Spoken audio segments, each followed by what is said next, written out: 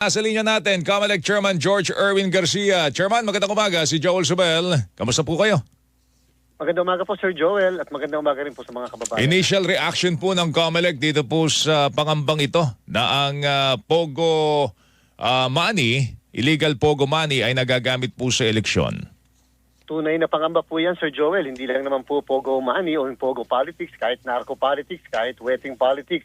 Alam naman natin ang lahat ng yan ay pinanggagalingan ng pwedeng pangsuporta sa partido o kaya pangsuporta sa kandidato. Kami naman po, sa COMELEC may nakaset up tayo mekanismo, yung aming Committee on Kontrabigay, nakaset up po yan. Pero sana may iba ring mga ahensya na medyo sila din ay aware dito sa mga ganitong bagay.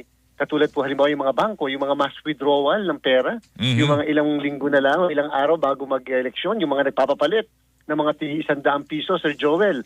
Yan, alam natin, napakadami yan.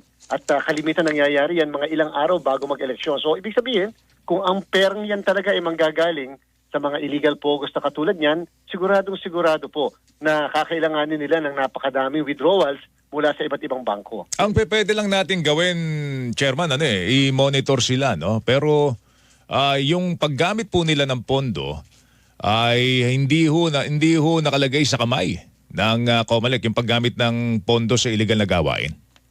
Tama po yan, Sir Joel. Kakailanganin natin ang multi-agency approach talaga dyan, whole of government approach para patungkol sa paglaban dyan sa paggamit ng pondo ng illegal na pogo po. Halimbawa, sa part ng COMELEC, syempre po sa amin kasi naka-stick po kami doon sa fresh amount na pwedeng gastusin lamang ng kandidato o partido politikal. O kaya naman po yung mga dahil siyempre yan ay lalabas po yan, Sir Joel, ay contribution o donation mula sa isang kumpanya o mula sa isang tao. At malamang-lamang kapag yan ay illegal na pogo, Sir Joel, padadaanin nila yan, hindi doon galing directly sa illegal na pogo, dadaan yan sa ibang tao. Kunyari, sila ang nag-donate ng mga perang yan papunta sa mga partido politikal o kandidato. So malaki ang talaga dito, malaki ang ambag sana para ma-monitor itong mga illegal na pondong ito doon po sa Anti-Money Laundering Council, no? Kaya sinasabi ninyo kinakailangan ng tulong ng iba pang mga ahensya ng gobyerno. Opo, tamang-tama po kayo dyan, Sir Joel. Nung pong barangay and SK elections, ginawa po natin yan at napakalaking tulong yung pong na-issue na circular ng Bangko Sentral ng Pilipinas at nakipagtulungan din sa atin ng Anti-Money Laundering Council sapagkat sila mismo nagbabala, lalo na sa mga platform katulad ng GCash, PayMaya, na doon pinapadala kasi yung perang ginagamit sa pamimili ng mga botante. At dito po, kung sakasakali yung mga mass withdrawals ng pera, lalo na sa panahon ng kampanya o panahon na mag-eleksyon, yan, kung pwede lang sana ang hihingi natin ng tulong din ng ibang ahensya ng pamahalaan. Okay. Dati na nating alam na yung narco politics, yung pong sinasabi nyo yung wetting politics, yung po yung naglalagay po ng mga tao sa matataas na posisyon po sa gobyerno.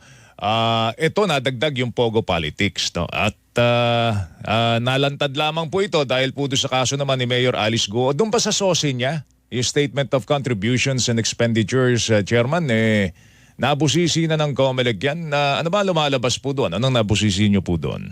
Opo, Sir Joel, nabusisi po natin mabuti yan. Kaya lang po, siyempre, medyo maganda ang pagkakagawa ng SOSE sapagkat kung ano yung dapat na ideklara lang ng 130,000 kung di tayo nagkakamali, yung po lahat eksakto pati yung resibo na nakalagay po doon. At siyempre ang COMELEC ay magdedepende lang sa kung ano ang isinabmit sa atin po na mga dokumento. Maliban na lamang kung meron mga halimbawa po, mga citizens o yung mga kababayan natin na magre-report, teka muna, bakit wala ito si ganito? Bakit wala yung ganyang gastos? Yun po yung kadahilan na Sir Joel kung bakit ipinupursigi talaga natin at tayo naman po ay pinayagan na ng Commission and Bank na malathala sa website ng COMELEC yung mga SOSE ng mga kandidato para yung ating mga kababayan makikita at malalaman sino ang nagbigay, sino ang nag-donate, paano ginastos yung pera at kailan at panahon na ginastos po yan upang kahit paano magkaroon ng transparency at the same time, medyo panakot din natin na yan para doon sa mga magagawa at magbibigay ng illegal money para lamang mapatakbo at mapanalo ang ilang kandidato. Take note din po, Sir Joel. Kaya po nakakatakot kasi ang Pogo sapagkat remember po, ang kalimitang may-ari naman ito, hindi Filipinos.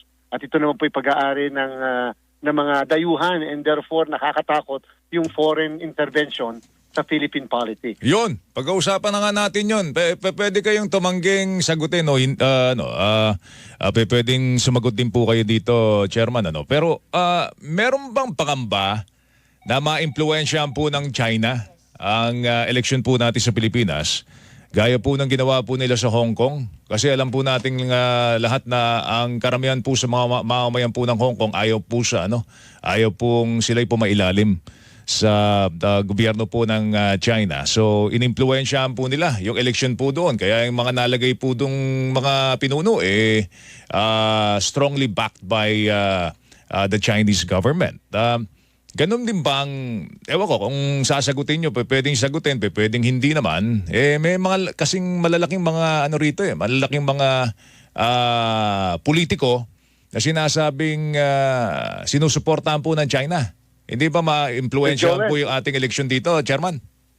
Alam niyo po, Sir Joel, yan po yung mga pangamba, hindi lamang po yung bansa na inyong nabanggit, kung hindi yung foreign intervention kasi alam niyo naman, madaming nagagamit na conduit ang mga yan, hindi directly na talagang sila mismo ang nagmamaniobra. Subalit, tatandaan natin yung kapangyarihan ng social media sa kasalukuyan, yung kapangyarihan noong AI na tinatawag.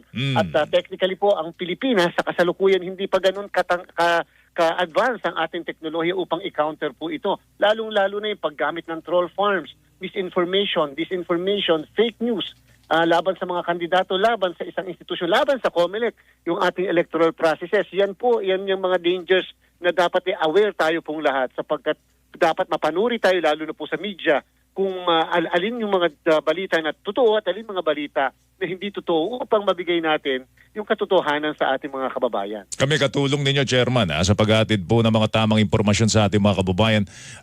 Kung meron po kami magagawa, just let us know. But in the meantime, Chairman, salamat sa oras mo. Mag-ingat ka. Thank you.